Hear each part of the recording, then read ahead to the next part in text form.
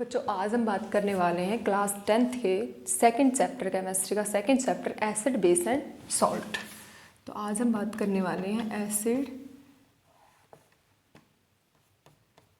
Base and salt. तो है क्या बच्चों, देखो टोटल 118 एलिमेंट्स नोन है। अब वो 118 एलिमेंट्स डिफरेंट कंपाउंड बनाते हैं। अब वो डिफरेंट कंपाउंड कौन कौन से होते हैं, तो उनको हम 3 पार्ट्स में क्लासीफाई करते हैं, एसिड बेस एंड सॉल्ट। तो हम इस पूरे चैप्टर में इन्हीं के बारे में जानेंगे, इनकी प्रॉपर्टीज़ के बारे में जानेंगे कि एसिड क्या होता है, बेस क्या होता है, सॉल्ट क्या होता है। लेकिन उसको जानने से पहले हम सबसे पहला टॉपिक स्टार्ट करते हैं कि इनका पता ही कैसे लगाया जाएगा कि जो हमारे सामने है वो एसिड है, बेस है या सॉल्ट है। तो इसका पता करने के लिए हम यूज करते हैं इंडिकेटर। तो इंडिकेटर से हम चैप्टर को करते हैं स्टार्ट। तो इंडिकेटर क्या होते हैं बच्चों? इंडिकेटर वो सब्सटेंस होते हैं जो क्या करते हैं, इंडिकेटर वो सब्सटेंस होते हैं जो इंडिकेट कराते हैं या आइडेंटिफाई कराते हैं किसको, एसिड को और बेस को, बाय चेंज देयर कलर। तो उसको हम क्या बोलते हैं, इंडिकेटर। अब हम जानेंगे टाइप्स ऑफ इंडिकेटर। तो टाइप्स कौन कौन सी होती है इंडिकेटर की? तो इंडिकेटर 2 टाइप्स के होते हैं। कौन कौन से? नेचुरल और आर्टिफिशियल। अब बच्चों इसमें देखो क्या है, नेचुरल कौन से होंगे और आर्टिफिशियल कौन से होंगे। तो नेचुरल वो होते हैं जो नेचर से गेट होते हैं और जो ड्राइव किए जाते हैं, जो या नेचर से ड्राइव किए जाते हैं नेचुरल चीज़ों से। और आर्टिफिशियल वो होते हैं जो ह्यूमन मेड होते हैं। ठीक है, तो नेचुरल में कौन आएगा? तो सबसे पहले हम नेचुरल में बात करेंगे लिटमस पेपर। तो लिटमस पेपर के बारे में आपने सुना होगा। लिटमस पेपर क्या करता है बच्चों, अगर मेरे पास कोई एसिडिक सॉल्यूशन है तो जो लिटमस पेपर है वो ब्लू कलर से किस में चेंज हो जाता है, रेड कलर में चेंज हो जाता है। और अगर मेरे पास सॉल्यूशन है, बेसिक सॉल्यूशन है, तो बेसिक सॉल्यूशन में क्या होगा कि जो लिटमस पेपर है वो रेड कलर से किस में चेंज हो जाता है, ब्लू कलर में चेंज हो जाता है। तो उससे हमें पता चल जाएगा कि जो हमने लिया वो एसिड था या बेस था। अब हम दूसरी बात करेंगे, यहाँ पर दूसरे इंडिकेटर्स के बारे में बात करेंगे। तो वो मेरे पास होता है चाइना रोज। तो चाइना रोज में क्या होता है, चाइना रोज भी ऐसे ही कलर चेंज के द्वारा हमें आइडेंटिफाई कराता है कि जो चीज़ हमने ली है वो एसिड है या बेस है। तो एसिड में क्या करता है चाइना रोज, एसिडिक सॉल्यूशन के अंदर चाइना रोज कैसे कलर का चेंज हो जाएगा, मेजेंटा कलर में बदल जाएगा। और अगर वो बेसिक में है तो बेसिक सॉल्यूशन के अंदर जो चाइना रोज होता है वो ग्रीन कलर का हो जाता है। ऐसे हमारे घरों में टर्मरिक होती है, तो टर्मरिक से भी हम पता लगा सकते हैं कि जो हमें गिवन सॉल्यूशन है वो एसिड है या बेस है। तो एसिडिक सॉल्यूशन के अंदर इसमें कोई चेंज नहीं होगा, एसिडिक में नो कलर चेंज। बट अगर हम बात करें बेसिक की, तो बेसिक के अंदर ये कैसी हो जाती है, रेड हो जाती है। आपने देखा होगा कई बार हम खाना खाते हैं तो करी वगैरह का स्टेन हमारे कपड़ों पे गिर जाता है, तो अगर जब उसको हम साफ़ करते हैं सोप वगैरह से तो किस में टर्न हो जाता है, रेड कलर में बदल जाता है। तो उससे क्या हुआ, क्योंकि सोप में होता है सोडियम हाइड्रोक्साइड, तो उसकी वजह से क्या हुआ कि जो भी टर्मरिक थी वो किस में चली गई, रेड कलर में। तो उस पता चल गया कि भाई बेसिक के अंदर जो टर्मरिक है वो कैसा कलर देती है, रेड कलर देती है। तो अब हम बात करते हैं आर्टिफिशियल इंडिकेटर। तो आर्टिफिशियल इंडिकेटर में आप 2 नाम याद रखोगे, मिथाइल ऑरेंज एंड दूसरा मेरे पास आएगा फिनोल फैथलीन। अब फिनोल फैथलीन, अब देखो मिथाइल ऑरेंज है वो क्या करता है, एसिडिक के अंदर, ये उसका कलर खुद भी ऑरेंज कलर का होता है, एसिडिक में ये रेड हो जाता है। और अगर मेरे पास है बेसिक सॉल्यूशन तो बेसिक में ये हो जाता है येलो। अगला है फिनोल फैथलीन। तो जो फिनोल फैथलीन होता है वो एसिडिक में क्या होता है, एसिडिक में होता है वो कलरलेस, ये खुद भी कलरलेस ही होता है। और बेसिक के अंदर जो फिनोल फैथलीन है वो कैसा हो जाएगा, पिंक। तो ऐसे आप इंडिकेटर का पता कर सकते हो, इंडिकेटर के द्वारा आप एसिड और बेस का पता कर सकते हो। अब नाउ हम we have discuss about the olfactory indicator. तो ओल्फैक्टरी इंडिकेटर क्या होते हैं उनके बारे में भी जानते हैं। ओल्फैक्टरी का मतलब ही क्या होता है, देखो ओल्फैक्टरी का मतलब होता है स्मेल से, है ना। तो ओल्फैक्टरी का मतलब किससे होता है, स्मेल से होता है। तो स्मेल की हेल्प से ही हम पता करेंगे फिर ओल्फैक्टरी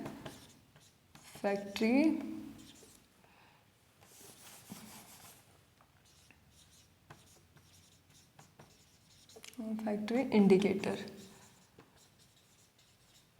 तो जो किसके हेल्प से हमें आइडेंटिफाई करवाए, with the help of smell, है ना, स्मेल की हेल्प से आइडेंटिफाई कराए। तो इसमें हम दो नाम याद रखेंगे, वेनिला और दूसरा ऑनियन। तो वेनिला क्या करती है भाई, एसिडिक सॉल्यूशन के अंदर, इसकी देखो इन दोनों की अपनी खुद की कैरेक्टरिस्टिक स्मेल होती है, वेनिला की भी और ऑनियन की खुद की कैरेक्टरिस्टिक स्मेल होती है। तो जो एसिडिक सॉल्यूशन रहेगा उसमें जो वेनिला है उसकी स्मेल में no change in smell, smell में कोई चेंज नहीं होगा, जैसी है वैसी की वैसी बनी रहेगी। लेकिन अगर हम बात करते हैं बेसिक सॉल्यूशन की, तो उसमें क्या होगा कि जो भी वेनिला है उसकी स्मेल वेनिश हो जाएगी, है ना, गायब हो जाएगी, रहेगी नहीं, जो उसकी स्मेल है वो ही नहीं रहेगी। तो हमें पता चल जाएगा कि जो हमने सॉल्यूशन लिया वो बेसिक है। अगला है ऑनियन। सेम ऑनियन में देखेंगे कि जो एसिडिक सॉल्यूशन है, एसिडिक सॉल्यूशन में नो चेंज इन स्मेल, लेकिन बेसिक सॉल्यूशन में क्या होगा, बेसिक सॉल्यूशन में स्मेल क्या हो जाएगी, वेनिश हो जाएगी, गायब हो जाएगी। तो ऐसे हम ओल्फैक्टरी इंडिकेटर से भी आइडेंटिफाई कर सकते हैं कि कोई चीज़ एसिड है या बेस है। अब बच्चों नेक्स्ट इंडिकेटर की बात करते हैं और वो होता है यूनिवर्सल इंडिकेटर। अब नाम से पता चल रहा है यूनिवर्सल इंडिकेटर, यूनिवर्सल इंडिकेटर। तो यूनिवर्सल इंडिकेटर होता क्या है, यूनिवर्सल इंडिकेटर होता क्या है, तो यूनिवर्सल इंडिकेटर होता है मिक्सर ऑफ मैनी डाइज। बहुत ज़्यादा कलर का मिक्सचर होता है, मैनी डाइज का मिक्सचर होता है, और वो क्या करता है डिफरेंट डिफरेंट पीएच के ऊपर अलग अलग कलर देता है, उसी को बोलते हैं हम यूनिवर्सल इंडिकेटर। फिर से बताते हैं, यूनिवर्सल इंडिकेटर क्या होता है, मिक्सर ऑफ डाई होता है, यानी बहुत सारी डाई का मिश्रण होता है, और वो क्या करता है अलग अलग पीएच के ऊपर अलग अलग कलर देता है, और कलर की हेल्प से हम आइडेंटिफाई करते हैं फिर वहाँ पर कि वो चीज़ एसिड है या बेस है ना। तो यूनिवर्सल इंडिकेटर क्या हुआ बच्चों, आप दो वर्ड्स में इसको याद रख सकते हो, दो उसमें मिक्सचर ऑफ, क्या याद रखोगे, मिक्सचर ऑफ डाई होता है ना, और mixture of dye which give different colour at different pH, उसे हम बोलते हैं क्या, यूनिवर्सल इंडिकेटर। अब बच्चों सबसे पहले बात करती है व्हाट इज पीएच, है ना। तो पीएच का मतलब क्या होता है, पीएच बताता है, पीएच इनवर्सली प्रोपोर्शनल होता है कंसंट्रेशन ऑफ एच पॉजिटिव, है ना। तो पीएच को हम ऐसे भी लिख सकते हैं कि पीएच होता है minus log of H positive. Sorensen ने दिया था ना ये relation between pH and hydrogen ion concentration. इससे हमें यही पता चल रहा है अगर पीएच की वैल्यू बढ़ रही है तो एच पॉजिटिव की कंसंट्रेशन कम हो रही है, तो मतलब एसिडिक कैरेक्टर क्या होगा, कम होगा। समझ में आया। तो पीएच का मतलब क्या होता है, pH relate to the hydrogen ion concentration. अगर हाइड्रोजन कंसंट्रेशन आयन बढ़ रही है तो पीएच कम हो रहा है, और अगर हाइड्रोजन कंसंट्रेशन आयन कम हो रही है तो पीएच की वैल्यू बढ़ती चली जाएगी। अब हम इसको भी जानेंगे पीएच पेपर के थ्रू। तो देखो यूनिवर्सल इंडिकेटर में पीएच पेपर क्या होता है, बड़ा सिंपल होता है। इस पे ना नंबर होते हैं, नंबर के थ्रू जानेंगे। यहाँ ले लेते हैं हम 7, यहाँ 6, 5, 4, 3, 2, 1, इधर 8, 9, 10, 11, 12, 13 एंड 14। अब देखो इस स्केल पे होता क्या है, ये ऐसा एक स्केल होता है, इस पे होता क्या है कि अगर आप 7 से इधर आओगे, है ना, और अगर 7 से इधर जाओगे, और ये हो गया मेरे पास बीच में 7, है ना, तो जो 7 अगर किसी चीज़ का pH 7 होता है तो वो चीज़ होती है न्यूट्रल। क्या होती है, न्यूट्रल। और जिसका pH लेवल 7 से कम होता है वो चीज़ होती है एसिडिक। और कोई भी चीज़ जिसका pH 7 से ज़्यादा होता है, मोर देन 7 होता है, तो वो होती है कैसी, बेसिक। तो ध्यान रखोगे जिसका pH कितना हो 7, तो वो क्या होगा भाई, वो होगा न्यूट्रल। न्यूट्रल मीन्स ना ही एसिडिक ना ही बेसिक। और किसी का भी pH अगर लेस देन क्या हो, लेस देन 7 हो, तो वो चीज़ होती है एसिडिक। और अगर किसी का पीएच मोर देन 7 हो, मोर देन 7, तो वो होता है बेसिक। ये पॉइंट्स आपने ध्यान रखने हैं, ठीक है। तो देखो अब इसमें से क्वेश्चन आता है, कैसे क्वेश्चन आता है कि जैसे हम इधर से 7 से 1 की तरफ आ रहे हैं तो क्या हो रहा है, H पॉजिटिव की जो कंसंट्रेशन है वो क्या हो रही है, बढ़ रही है। आज जब भी H पॉजिटिव कंसंट्रेशन बढ़ेगी तो हमें पता है pH की वैल्यू ड्रॉप करेगी, है ना। और pH की वैल्यू कम होगी तो एसिडिक कैरेक्टर क्या होगा, बढ़ेगा।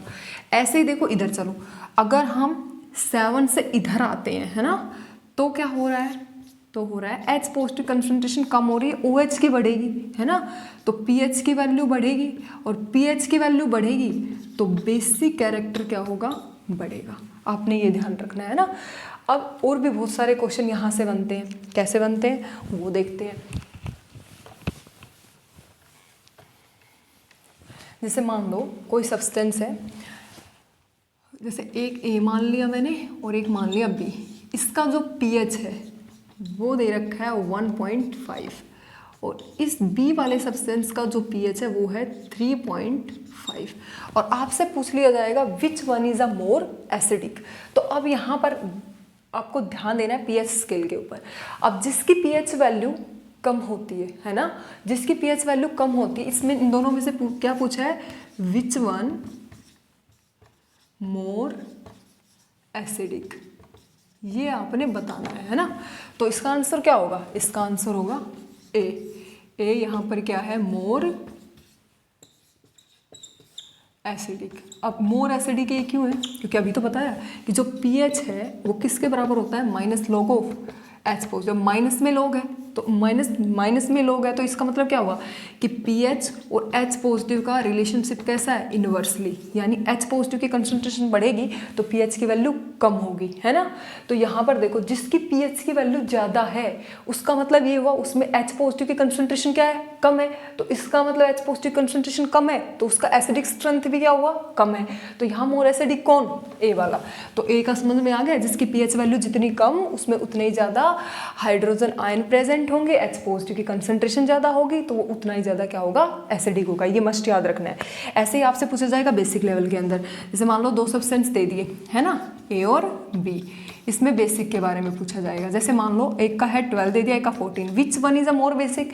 तो जैसे ही हम इधर जाते हैं जितना ज़्यादा pH की वैल्यू बढ़ेगी उतना H पॉजिटिव कंसंट्रेशन ड्रॉप करेगी तो OH बढ़ेगा, OH बढ़ेगा तो यानी जिसका pH वैल्यू ज़्यादा वो उतना ही मोर बेसिक। तो ये थी हमारे पास यूनिवर्सल इंडिकेटर के बारे में बात। और यूनिवर्सल इंडिकेटर में मैंने बताया था ना मिक्सचर ऑफ डाई होता है, तो उसमें ध्यान रखना बच्चों कि जो पानी होता है ना, पानी न्यूट्रल होता है तो उसके साथ जो इंडिकेटर होता है यूनिवर्सल इंडिकेटर वो ग्रीन कलर देता है। और अगर जैसे एसिडिक स्ट्रेंथ बढ़ेगी ना किसी भी सॉल्यूशन की तो वहाँ पर आपको रेडिश कलर की इंटेंसिटी ज़्यादा देखने को मिलेगी। और अगर हम बात करें बेसिक सॉल्यूशन के अंदर यूनिवर्सल इंडिकेटर ब्लूइश कलर देना शुरू कर देगा, तो वहाँ पर हमें पता चल जाएगा जितना ज़्यादा डार्क ब्लू होता रहेगा उतना ही वो सॉल्यूशन ज़्यादा बेसिक होता चला जाएगा। जैसे जैसे रेड कलर की इंटेंसिटी बढ़ती चली जाएगी वो एसिडिक स्ट्रेंथ को बताता चलेगा, ठीक है। तो ऐसे हम ध्यान रख सकते हैं। अब हम बात करेंगे importance of pH in our daily life, है ना, हमारी डेली लाइफ में pH का क्या इंपॉर्टेंस है। तो बहुत सारा इंपॉर्टेंस है भाई इसका भी। तो सबसे पहले हम स्टार्ट करते हैं माउथ से। आप लोगों को पता होगा जो सलाइवा होता है इसका जो pH होता है वो होता है 5.5, है ना। pH कितना होता है, 5.5। अब होता क्या है, अगर मान लो हम बहुत ज़्यादा मीठी चीज़ें खाते हैं, कार्बोहाइड्रेट्स वगैरह ज़्यादा लेते हैं, तो उससे क्या होता है माउथ में कुछ बैक्टीरिया प्रेजेंट होते हैं। तो वो बैक्टीरिया क्या करते हैं, जो शुगर होती है ना माउथ में, जो भी शुगर लेफ्ट रह जाती है तो उसमें क्या करेंगे, वो जो बैक्टीरिया है उस शुगर को ब्रेक कर देते हैं एसिड के अंदर। अब जो एसिड होते हैं वो क्या करते हैं, फिर टिथ वगैरह को क्रूड करना शुरू कर देते हैं। जो हमारे टिथ होते हैं इनके ऊपर एक लेयर होती है जो सबसे हार्डेस्ट लेयर के नाम से भी उसको जाना जाता है, and that is known as enamel. क्या बोला जाता है उसको, इनेमल। तो इससे भी क्वेश्चन आ सकता है इनेमल क्या है, सबसे हार्डेस्ट लेयर जो होती है हमारे टिथ के ऊपर, वाइटेस्ट लेयर, उसको बोलते हैं इनेमल। तो होता क्या, अगर pH बिलो जाता है क्या करेगा, 5.5 से pH क्या करे, बिलो जाए, तो उससे क्या होगा कि जो टिथ है वो क्रूड होना शुरू हो जाते हैं, कैविटी बनना उनमें शुरू हो जाती है ना। तो इसीलिए हमें अपने माउथ के पीएच को भी मेंटेन करके रखना चाहिए। और इसको हम बैलेंस ऐसे ही कर सकते हैं कि जब भी हम कुछ भी खाएं तो मुंह को हमें क्या करना चाहिए, एक बार वाटर वगैरह से साफ करना चाहिए, क्योंकि अगर वहाँ पर कार्बोहाइड्रेट पार्टिकल्स रह गए तो उससे क्या होगा, वो एसिड में ब्रेक हो जाएगा। और एसिड करेंगे इनेमल को डिस्ट्रॉय करना शुरू कर देते हैं। अब हम बात करते हैं नेक्स्ट। और दूसरा हम ये भी कर सकते हैं, बहुत सारे जो कोलगेट्स वगैरह होती है उनके अंदर भी क्या होता है, उनका जो लेवल होता है वो बेसिक होता है, तो वो अबाउट 8 तक होता है। तो कहीं ना कहीं वो भी क्या करते हैं, प्रिवेंट करेंगे, किससे, इससे एसिड ज़्यादा हाई जो भी एसिड बनता है उससे प्रिवेंट करेंगे, है ना। नेक्स्ट है हमारे पास दूसरा, पहला ये होगा। दूसरा देखो, आप लोगों ने सुना होगा बी स्टिंग, है ना, बी स्टिंग। देखो कई बार क्या होता है, मधुमक्खी जब खा जाती है तो बहुत ज़्यादा पेन फील होता है, बहुत ज़्यादा इरिटेशन सी होती है उस टाइम, है ना। तो वो इरिटेशन क्यों होती है, क्योंकि जो हमारा बॉडी का फ्लूइड है, बॉडी फ्लूइड मीन्स ब्लड के बारे में बात कर रहे हैं, तो जो बॉडी फ्लूइड है यानी ब्लड है, उसका जो पीएच लेवल होता है वो 7.0 से 7.4 भी बोलते हैं, 7.4 से 7.8 के राउंड होता है ना।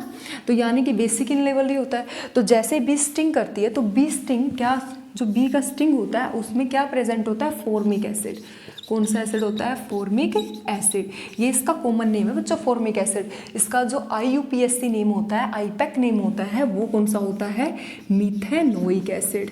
कौन सा होता है, मीथेनोइक एसिड। तो जैसे ही बी ने स्टिंग किया तो उसने वहाँ पर क्या छोड़ दिया, फॉर्मिक एसिड। तो जो पीएच होता है वो उस पार्ट का वो क्या हो जाता है, डिस्टर्ब हो जाता है। और उसके डिस्टर्बेंस की वजह से हमें क्या प्रॉब्लम होता है, इरिटेशन सी होने लग जाती है, इन्फ्लेमेशन भी हो जाता है ना। तो उस चीज़ को क्योर करने के लिए हम क्या करेंगे, उसने छोड़ा है एसिड तो हम वहाँ पर क्या लगाएंगे, कोई भी माइल्ड बेस का यूज करेंगे, है ना। क्या करेंगे, इससे रिलीफ लेने के लिए use mild base. Mild base में कौन से बेस आ जाएंगे, थोड़े से वीक बेस लेंगे ना, ज़्यादा स्ट्रॉन्ग नहीं। तो उसके अंदर हमारे पास आ जाएगा, जैसे कि वो ले सकते हैं बेकिंग सोडा भी, या सोप लगा सकते हैं ना, सबसे अच्छा तो काम यही रहेगा, कोई भी सोप लगा लो। सोप के अंदर क्यों, क्योंकि सोप में होता है NaOH और हमें रिलीफ मिल जाएगा, है ना। अगला हम और भी बहुत सारे एप्लीकेशंस हैं हमारी डेली लाइफ में, जैसे कि हम बात करते हैं कि नीटल प्लांट का नाम आपने सुना होगा। नीटल प्लांट भी क्या करता है, जैसे उसकी जो लीफ है वो टच कर जाती है तो वो भी फॉर्मिक एसिड इंजेक्ट कर देता है ना, तो उससे भी इरिटेशन होती है। तो इन सेम केस वो वहाँ पर भी हम क्या यूज़ करेंगे, सोडियम हाइड्रोक्साइड डायरेक्ट यूज़ नहीं करना, हम सोप यूज़ करेंगे। सोप में सोडियम हाइड्रोक्साइड प्रेजेंट होता है तो वो वहाँ पर न्यूट्रलाइजेशन रिएक्शन हो जाती है एसिड और बेस, और हमें we get relief from this. अब हम बात करते हैं बहुत ही इंपॉर्टेंट, आप लोगों ने सुना होगा कई बार इनडाइजेशन होता है ना, जब भी हम या तो बहुत ज़्यादा खाना खा लेते हैं या बहुत ज़्यादा ऑयली चीज़ें वगैरह खा लेते हैं तो डाइजेशन सही से नहीं हो पाता, and we all suffer from indigestion, है ना।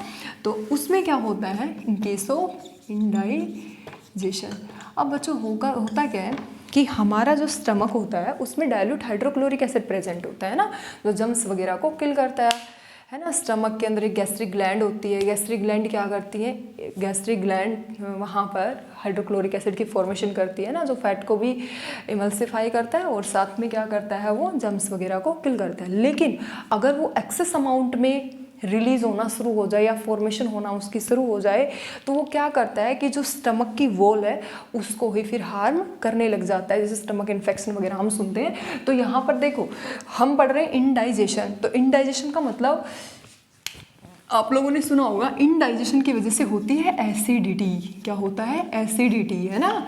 एसिडिटी क्यों होती है, क्योंकि होता क्या है, स्टमक के अंदर excess release of hydrochloric acid, है ना, तो उससे हो जाती है एसिडिटी। अब उसको क्योर करने के लिए हम क्या लेते हैं, तो इसको क्योर करने के लिए हम लेते हैं एंटा एसिड। क्या लेते हैं, एंटा एसिड।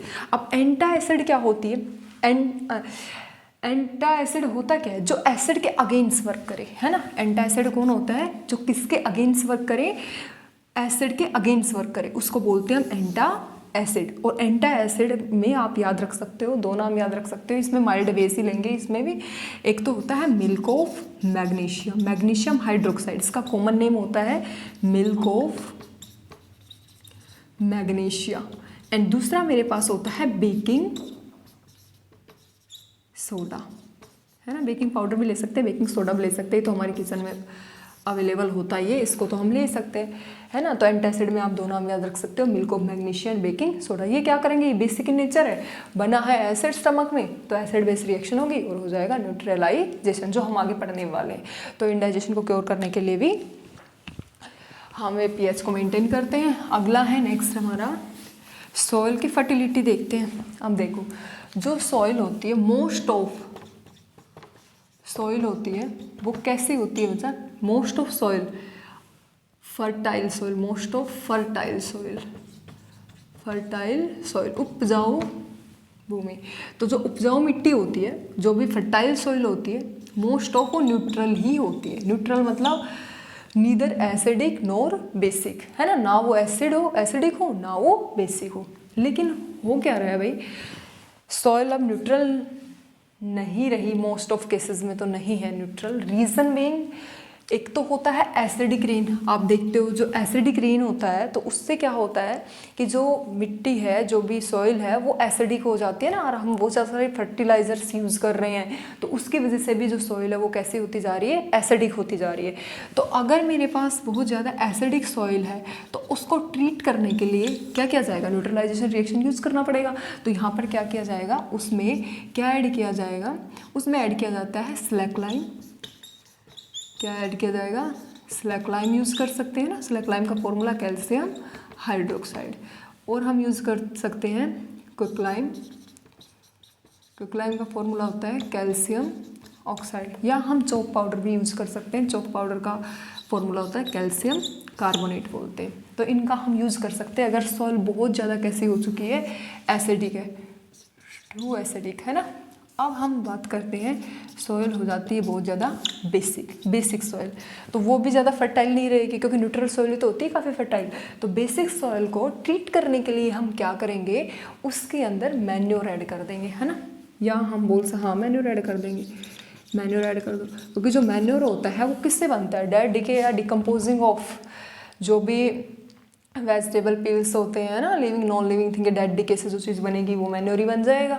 तो वो होता है कैसा नेचर में, एसिडिक, तो उसको न्यूट्रलाइज करके क्या बना देगा, न्यूट्रल बना देगा। तो ये और भी बहुत सारे एग्जांपल है बच्चों। एक हम ये भी देखते हैं कि जब भी एसिडिक रेन होती है, कैसी रेन होती है, एसिडिक रेन होती है, तो एसिडिक रेन से क्या होता है कि जो भी वाटर बॉडीज़ होती है, जैसे लेक पॉन्ड होता है, तो उनका जो पानी होता है पहले तो वो न्यूट्रल होता है, लेकिन जब एसिडिक रेन होती है तो एसिडिक रेन में बहुत सारा एसिड आता है, जिससे क्या होता है, पानी का जो पीएच है, जो 7 पीएच था, न्यूट्रल पे 7 होता है, तो वो क्या हो जाता है, डिस्टर्ब हो जाता है, यानी बहुत ज़्यादा पीएच गिर जाता है। और वाटर बॉडीज़ में जैसे एसिडिक रेन आएगी, एसिडिक रेन वाटर बॉडीज़ में आई तो होगा क्या, वही जो पीएच लेवल है वो लेस देन क्या हो जाएगा, 7 हो जाएगा। अब लेस देन 7 हो जाएगा तो उसमें रहने वाले एक्वाटिक एनिमल्स हैं वो सफ़र करेंगे, है ना, वो कंफर्टेबल नहीं रहेंगे उसके अंदर। तो फिर क्या किया जाता है, उसके अंदर कैल्शियम कार्बोनेट का स्प्रे किया जाता है वाटर के अंदर। किसका स्प्रे किया जाता है, आप याद रख सकते हो, वाटर बॉडीज़ में पीएच लेवल को क्योर करने के लिए वहाँ पर कैल्शियम कार्बोनेट का स्प्रे किया जाता है, neutralisation of excess of acid present in them. तो ये तो बात हुई बच्चों पीएच स्केल के बारे में, या पीएच स्केल और साथ में पीएच का importance in our daily life. Now we have discuss about the property of acid, फिर उसके बाद करेंगे property of base, and last का टॉपिक होगा हमारा सॉल्ट। तो अभी हम बात करते हैं कंटिन्यू एसिड के बारे में। तो अभी जानेंगे हम एसिड के बारे में। एसिड की जल्दी जल्दी प्रॉपर्टी डिस्कस कर लेते हैं। एसिड, तो सबसे पहले फिजिकल प्रॉपर्टी की बात करें तो एसिड क्या होते हैं बच्चों, श्योर इन टेस्ट होते हैं, खट्टे होते हैं ये टेस्ट के अंदर, है ना। तो इसे नहीं कहते हम एसिड, जैसे आंवला हो गया, आप इमली ले लो, ये सारी चीज़ें कैसी होती है, खट्टी होती है। दूसरा है जो एसिड होते हैं वो इलेक्ट्रिसिटी को क्या करते हैं, कंडक्ट करते हैं। किसको कंडक्ट करते हैं, इलेक्ट्रिसिटी। अब यहाँ से क्वेश्चन बनता है कि एसिड होते हैं वो इलेक्ट्रिसिटी को कंडक्ट क्यों करते हैं। तो एसिड इलेक्ट्रिसिटी को कंडक्ट इसलिए करते हैं क्योंकि इनमें प्रेजेंट होते हैं फ्री आयंस। तो फ्री आयंस की वजह से जो एसिड होते हैं वो इलेक्ट्रिसिटी को क्या करते हैं, कंडक्ट करते हैं। अब यहाँ से ना एक क्वेश्चन बनता है इसी से। हमारे पास 3 चीज़ें हैं, है ना, एक ले लिया मैंने एसिड्स, और दूसरा ले लिया मैंने ग्लूकोज, एंड तीसरा ले लिया मैंने अल्कोहल। होल। अब इन तीनों की बात करें तो जो एसिड है वो क्या करेगा, यहाँ पर बात करते हैं हम इलेक्ट्रिसिटी कंडक्ट की बात करेंगे, तो ये कंडक्ट करता है, ये दोनों तीनों कंडक्ट नहीं करते। कारण क्या है, देखो एसिड कोई भी एसिड ले लो, जैसे सल्फ्यूरिक एसिड ले लिया, HCl ले लिया, ग्लूकोज का फॉर्मूला C6H12O6, ऐसे अल्कोहल का होता है, कोई भी अल्कोहल ले लो, जैसे इथेनॉल ले लिया हमने। इन सब में आप क्या देख रहे हो, सब में H प्रेजेंट है, सब में हाइड्रोजन प्रेजेंट है, लेकिन इनमें हाइड्रोजन होते हुए भी इलेक्ट्रिसिटी को कंडक्ट नहीं करते। क्यों नहीं करते, क्योंकि ये है non electrolyte. Non electrolyte means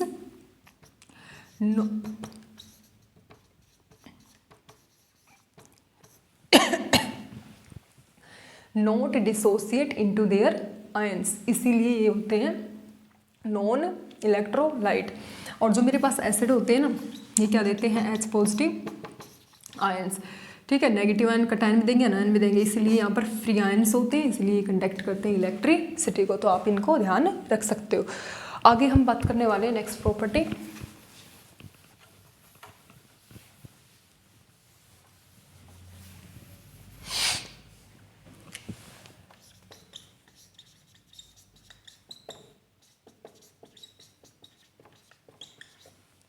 acid होते हैं वाटर सॉल्युबल होते हैं, है ना। वाटर में जब भी ये घुलेंगे तो क्या देंगे, जैसे HCl है, पानी में ऐड किया तो वाटर में ऐड करोगे तो देगा H3O पॉजिटिव और Cl नेगेटिव, इसको बोलते हैं हाइड्रोनियम आयन।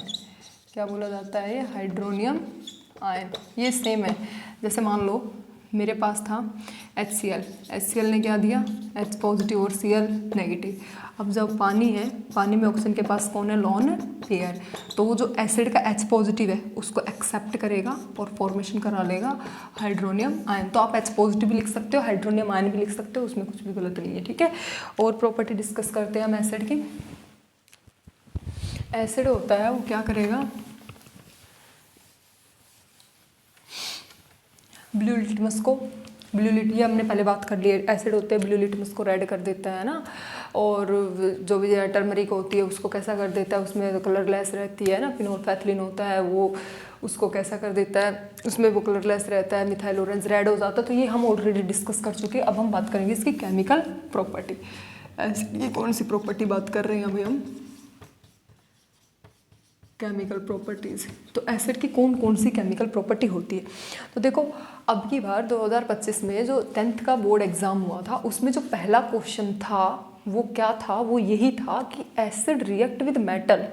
तो वहाँ पर क्या हमें दो ऑब्जर्वेशन देखने को मिलती है, तो हम भी उसी से स्टार्ट करते हैं कि जो भी एसिड होता है वो किससे रिएक्ट करता है, मेटल से।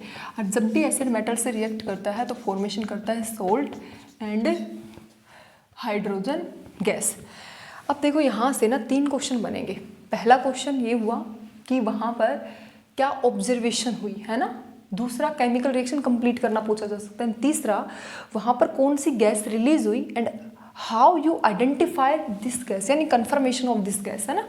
तो जैसे कोई भी एसिड ले लिया मैंने, हाइड्रोक्लोरिक एसिड, और यहाँ पर हाइड्रोक्लोरिक ले सकते हो, सल्फ्यूरिक एसिड ले सकते हो, और इसकी रिएक्शन करवा दो जिंक मेटल से। तो होगा क्या कि जो जिंक मेटल है, जिंक काफ़ी रिएक्टिव होती है, तो ये क्या करेगी, जिंक मेटल हाइड्रोजन को यहाँ से रिप्लेस कर देगी, और जब यहाँ से हाइड्रोजन रिप्लेस होगा तो यहाँ पर एक सोल्ट फॉर्मेशन होगा and that salt is known as zinc sulphate, और साथ में गैस रिलीज होती है नोन एज हाइड्रोजन गैस। अब बात ये आती है, सॉल्यूशन तो कलरलेस ही होता है, ये सॉल्यूशन कैसा होता है, कलरलेस।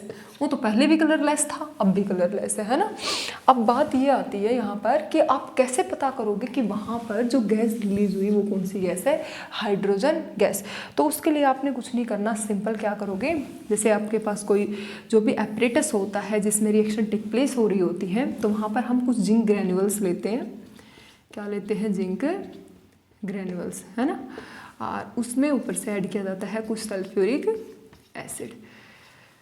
अब उसमें सल्फ्यूरिक एसिड, ये है जिंक मेटल, यहाँ पर ऐड किया गया सल्फ्यूरिक एसिड, डिस्प्लेसमेंट हुआ, है ना, रिएक्शन में वो तो डिस्प्लेसमेंट रिएक्शन ही है ये, मोर रिएक्टिव लेस रिएक्टिव को रिप्लेस कर देता है कंपाउंड, से डिस्प्लेसमेंट रिएक्शन कहलाती है। अब यहाँ से ना एक गैस रिलीज होगी, और जैसे ही गैस रिलीज होगी वो कौन सी होगी, हाइड्रोजन। अब कैसे हाइड्रोजन का पता लगाया हमने, यहाँ पर एक बर्निंग कैंडल लेकर जाना है, बर्निंग कैंडल। तो यहाँ पर क्या देखने को मिलेगा भाई कि जो ये हाइड्रोजन गैस है वो पॉप साउंड से क्या करती है, बर्न करती है ना। कैसे बर्न करती है, पॉप साउंड से बर्न करती है, जैसे क्रैकर्स होते हैं ना वैसे बर्न करेगी। तो उससे हमें कंफर्म हो जाएगा कि यहाँ से जो गैस रिलीज हुई वो कौन सी गैस थी, हाइड्रोजन गैस। अब now we have discuss about the next property. जो एसिड होते हैं बच्चों वो मेटल कार्बोनेट से रिएक्ट करते हैं। किससे रिएक्ट करते हैं, मेटल कार्बोनेट।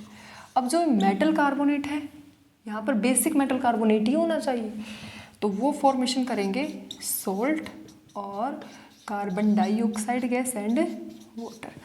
टेक एग्जाम्पल 1, जैसे मैंने ले लिया हाइड्रोक्लोरिक एसिड, यहाँ पर लिया मैंने सोडियम कार्बोनेट। अब हम बताएंगे कि जो सोडियम कार्बोनेट है ना ये बच्चों बेसिक इन नेचर होता है, और ये चीज़ आपको पता चलेगी जब हम सोल्ट के बारे में डिस्कस करेंगे ना, टाइप ऑफ सोल्ट्स, तो वहाँ पर मैं आपको समझाऊंगी कि ये बेसिक सोल्ट क्यों है ना। तो ये रिएक्शन वही है, एसिड और बेस, जब भी एसिड बेस रिएक्ट करता है तो सोल्ट एंड वाटर बनता है, सेम रिएक्शन है। ये यहाँ पर बेसिक नेचर है, ये यहाँ पर एसिडिक नेचर है। तो होगा क्या, बड़ा ही सिंपल काम होगा यहाँ पर भी वही सेम, कि जैसे जो कार्बोनेट होता है वो किस में, देखो Na2 और Cl, ये दोनों तो किस में निकल जाएंगे, सोल्ट बना लेंगे, सोडियम क्लोराइड बन गया है ना कॉमन सोल्ट।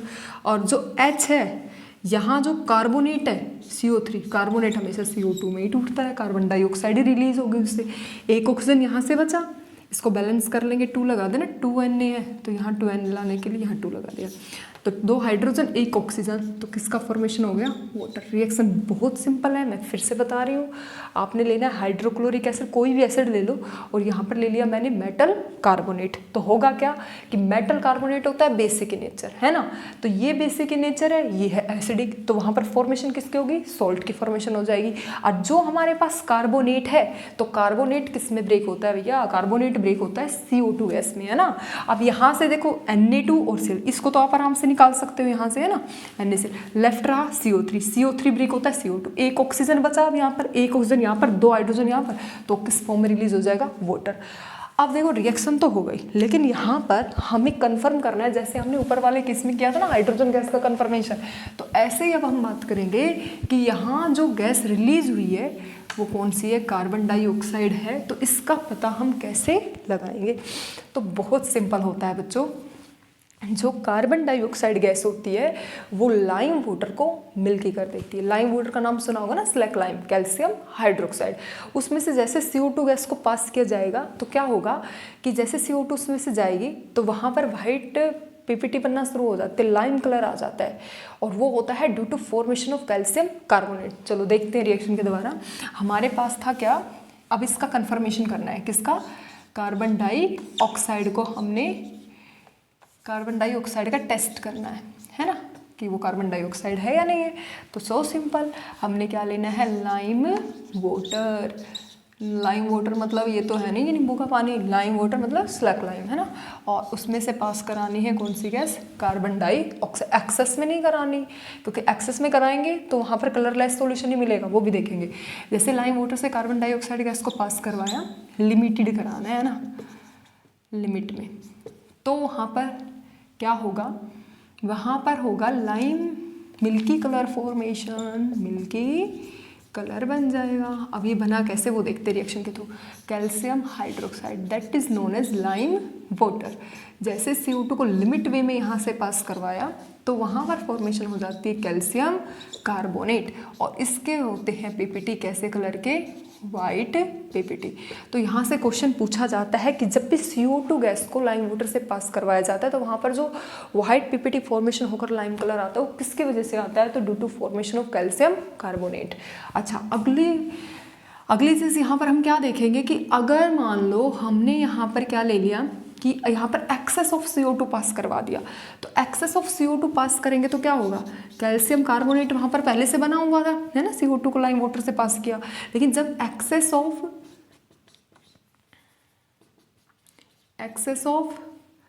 CO2 पास करेंगे तो वहाँ पर बन जाएगा कैल्शियम हाइड्रोजन कार्बोनेट, है ना, क्या बनेगा, कैल्शियम हाइड्रोजन कार्बोनेट, और ये जो सॉल्यूशन है वो हो जाएगा कलरलेस। तो अगर आपको कंफर्म करना है तो आपको लिमिटेड वे में कार्बन डाइऑक्साइड गैस को पास करना पड़ेगा, तभी वो कैसे कलर की होगी, मिल्की कलर की होगी, है ना। तो ये क्वेश्चन बहुत इंपॉर्टेंट है, पूछा जाता है, बहुत बार पूछा जाता है। एक्सेस में ऐड करोगे तो कलरलेस हो जाएगा due to formation of calcium hydrogen carbonate, है ना। तो अब हम बात करते हैं नेक्स्ट प्रॉपर्टी ऑफ एसिड। तो जो एसिड होता है बच्चों, वो क्या करता है, मेटल ऑक्साइड से भी रिएक्ट करता है। एसिड किससे रिएक्ट करता है भाई, नेक्स्ट प्रॉपर्टी 3 हमारी, acid react with metal oxide. अब जब भी एसिड मेटल ऑक्साइड से रिएक्ट करेगा तो क्या बनाएगा, सॉल्ट बनाएगा, है ना, और साथ में वाटर बन सकता है।